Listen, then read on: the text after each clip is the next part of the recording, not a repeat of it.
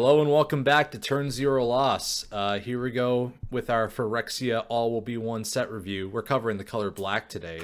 There's some neat little pieces here in the black color. Both of my favorites are neither of the ones you're thinking about, so I'll go over them right now. So my first card I want to point out is one that's kind of a goofy pick, but I like it because it's really silly, and I like cards with this kind of like all or nothing effect, and that is Fiend of the Dross. It is 2 generic, black, a Phyrexian demon creature, has flying, it's a 6/6. Fiend of the Dross enters the battlefield with 4 oil counters on it.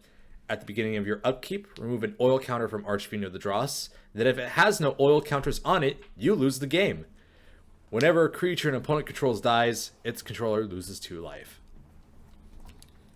I love this card. It's so Feast of Famine in the funnest way possible. Like,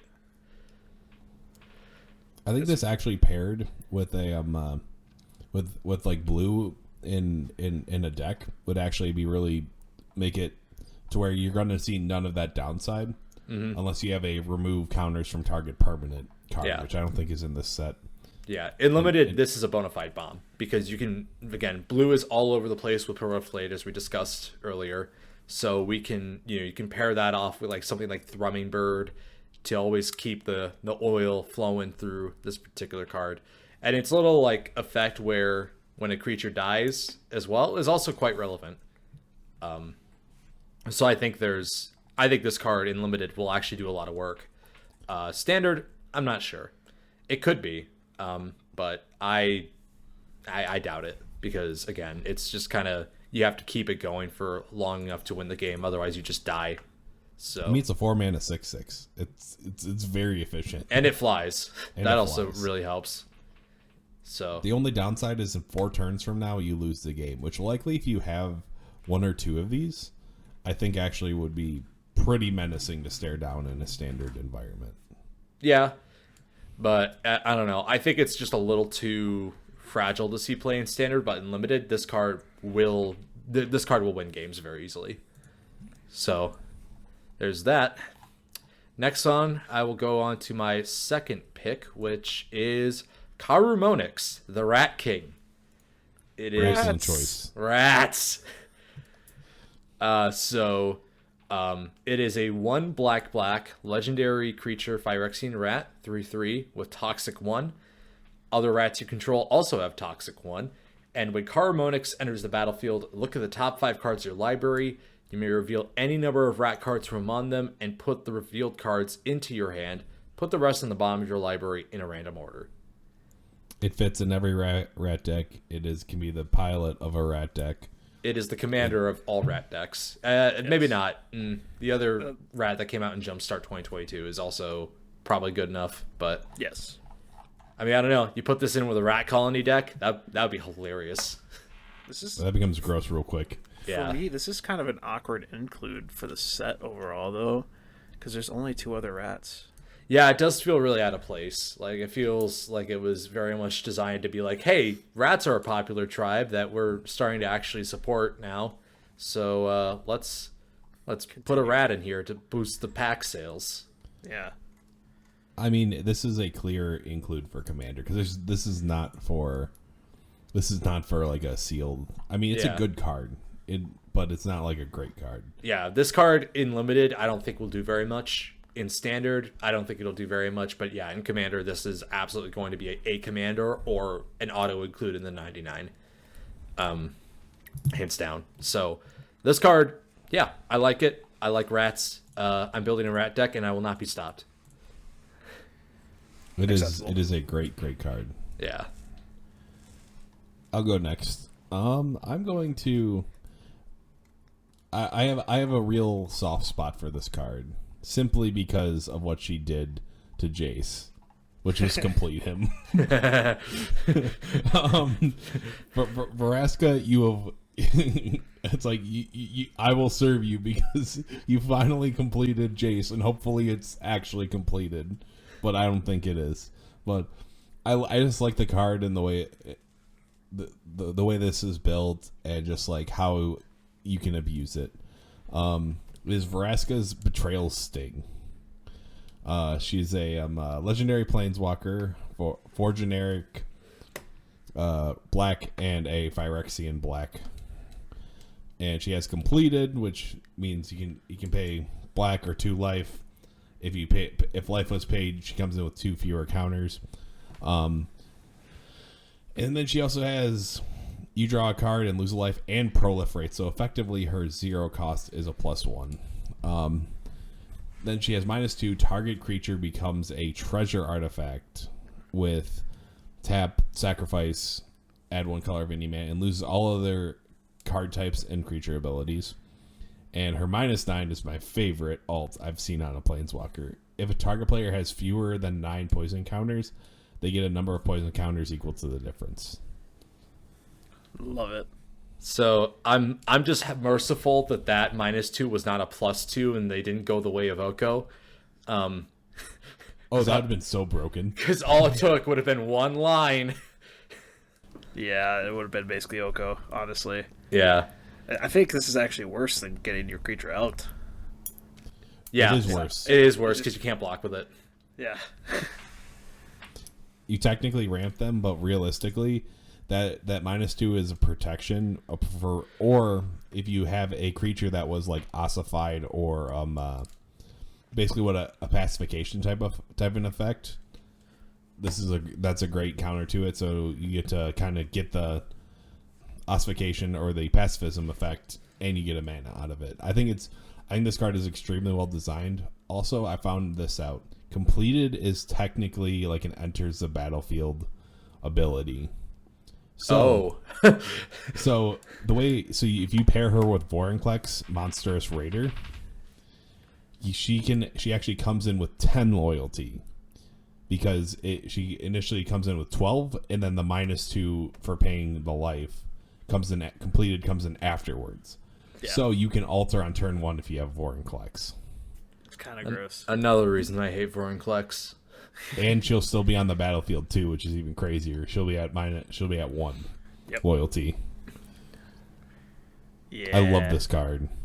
I love the alternate art for this card. Personally, that's the image that I'm saving for this, like, to show on screen for during this card. But like, I have to ask which alternate version. I don't know how to describe them. That's something that we can talk about during the full set review. But I don't know which one this is. It's black and white. So it's like the manga one. Yeah, that's the one. Yeah, that's definitely manga. I love that alternate art. It's so cool. Okay, that's like, love this card. I think it's a fun, great card. My other favorite of this set is Kinzu of the Bleak Coven.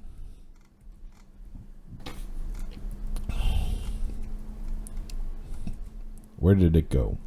It's if you're on Scryfall, it's actually like removed from the regular card section. It is only on the full art section,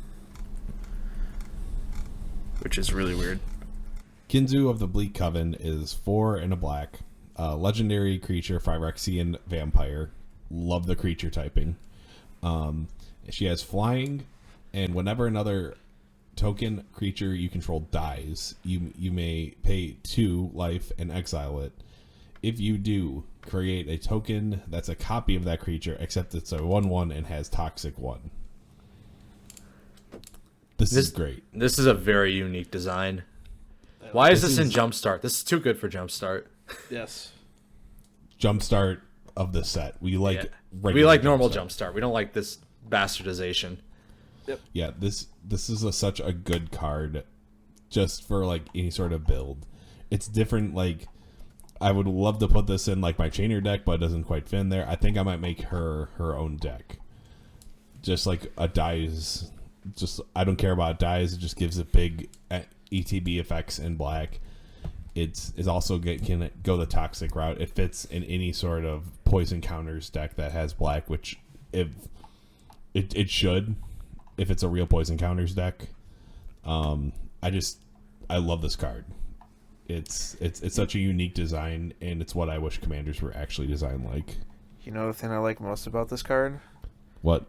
It doesn't read, this ability only happens once per turn. Yeah, we'll get there.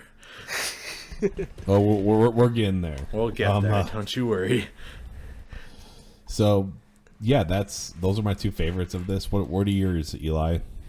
All right, so some weird takes here. Some of you guys might be like, "Why?" But I don't care. So we got Vat of Rebirth. I love Vat of Rebirth as a card. It's really simple design that does what it wants to do and doesn't care. It's a 1 black for an artifact. Whenever another artifact or creature you control is put into a graveyard from the battlefield, put an oil counter on Vat of Rebirth. Pay 2 and a black, remove 4 oil counters from Vat of Rebirth, return target creature card from the graveyard to the battlefield. Activate only as a sorcery. This is a nice card. I like this. Yeah. It's good value. Yeah, it's very, very fair value as well. Yep, you have to work to get 4 things in the graveyard to get those oil counters on it. 3 mana is a decent investment to get a creature back. And activate only as a sorcery means that you're not doing this at the end step for anybody. It's a good time. I like it. It's a very fair well, card. Wish it was proper legal. Yeah, same. It pairs well with treasures and any other artifacts that get sacrificed when you use them.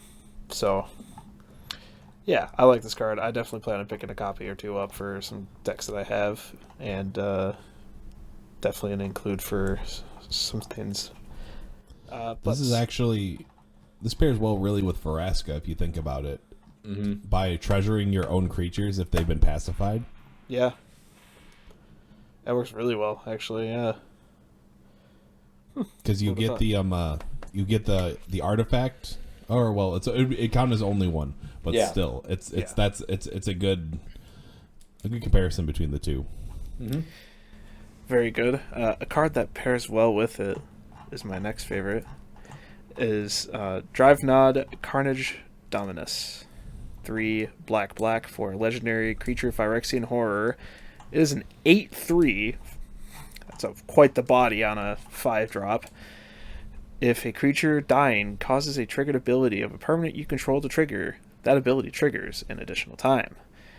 You could play 2 Phyrexian black, so Phyrexian black, exile 3 creature cards from your graveyard, put an indestructible counter on that creature. It's another one of the Phyrexian gods. Talked about that in the white episode. And I don't care that I am a Timmy for liking this card because it calls out to me and says, hey, you want a worse version of Teysa Karlov? And I say yes. Yes, I do. Actually, Teysa Karlov called. Her and Urgel had a baby, and that's what. Yeah, I was gonna say like this is statistically worse than Yargle, therefore it's a bad card. You should never play it. Just play Yargle instead. But this one can become indestructible. Can Yargle become indestructible? Yargle's always been indestructible. Can do whatever he wants. Yeah, I just really like this card, and I don't know. I think I'm gonna pick up a copy if it's reasonably affordable, and it's definitely a commander card, just like the other gods. I mean, Phyrexian Horrors. And it belongs in my Teysa Karlov deck. Yeah, it belongs in decks that care about death triggers, including my Clerics deck that I have. So I just got a delightfully devilish idea. I'm only going to build a mono black deck where Yargle is the commander, and the only stat line that matters is 7/3+. We'll see. I don't think that's gonna work, but I'll figure it out.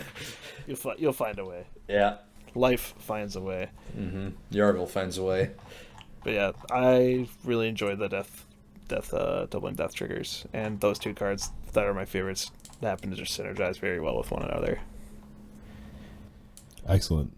So, I honestly really like black in this set. This is probably my favorite color of this entire of the entire set, just because of this is so black. Every card is seems like it fits. It's not a stretch to believe that they do this, except one card. Does it offer immortality? No. Oh. It's Vrand Executioner Thane. Oh yeah. Let's moan about this card a little bit. You already have Blood Artist. By making it legendary, you shouldn't have made it only once per turn. Arguably, it should be better. To read what the card does, Vrand Executioner Thane is 1 and a black for legendary creature Phyrexian Vampire. It's a 2/2. Whenever one or more creatures you control die, each opponent loses 2 life and you gain 2 life. This ability triggers only once each turn. They should have just made it 3. They should have just made it 3 mana and then also the 1 or more. So if you have a bunch of people die, you only gain and lose 2 life once. Yeah, that's just what a bad card. Honestly, if they would have removed once each turn, it still wouldn't have been that broken because you would have had to have individually sacrificing creatures. Yeah, I think this card would have been very fair, but I don't get why they had that in there. Is it because it's legendary? That's the only reason I could think of. It's everything on this card you're thinking to yourself, okay, it's a decent stat line. That's a decent rate for that stat line. Okay. It's good ability. Pretty good. And it happens only once per turn. All right. Card's ruined. Bulk rare. Back it up, everyone. We're done with this one. It's like you're going on a really good first date, and then all of a sudden at the end she says, I have a boyfriend. Oh. Yeah. Painful. Yeah, that would hurt. So, just bad. Boo. Yeah. Also, I'd like to mention that I can't believe Wizards did it. They reprinted Phyrexian Arena in the standard set. Yeah, that's crazy to me. That's power creep. That's a testament / indictment. Yeah. In fairness, is this card really that strong anymore? No. Even in standard, But this is a testament to power creep. Absolutely. I thought it would never happen. Yeah, I didn't think I'd ever see this card in a standard set either, but here we are, seeing it in a standard set. Then again, I didn't think we'd ever see Grim Tutor again, and they went ahead and reprinted that. So yeah, Wizards doing all sorts of crazy things. That's a sorcery tutor. They're never gonna reprint or vampiric tutor. 2 months later, set. they've reprinted it. They reprinted it. Oh god, I can't wait to be proven wrong about that. Just like I was proven wrong about what I said. In the last couple Infect? about Infect before. Yeah.